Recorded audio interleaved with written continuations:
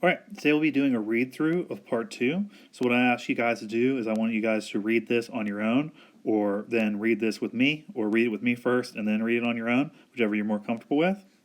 So, I'll start going through here. I landed in an orchard alone. I fumbled around on the ground at first. The quick release on the parachute's harness didn't work, so I used my trench knife to cut myself free. I had no weapon and only my trench knife and a canteen. Then another paratrooper from the 82nd Airborne drifted into the orchard. That's how mixed up it was, and he wasn't supposed to be there. We started wandering around and headed toward what we believed was the coastline, guided partly by looking at the sky and maybe partly by instinct. As we made our way along the road, we ran across other guys from the battalion.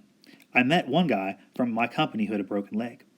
He let me have his Thompson submachine gun since he figured he wouldn't have much use for it.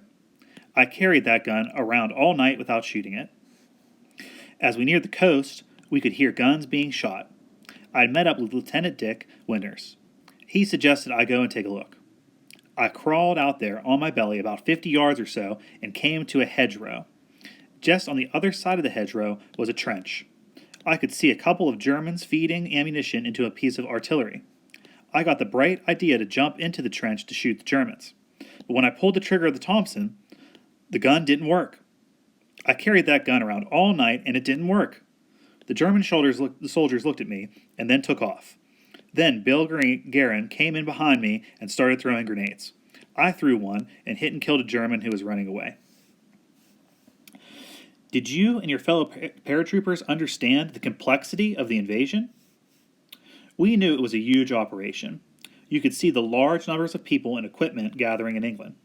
And we had done a practice maneuver that simulated the landing while still in England.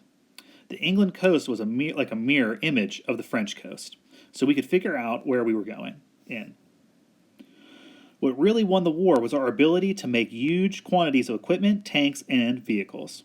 All the things that had to be produced in a short period of time. The home front was so important and people had a tendency to overlook it.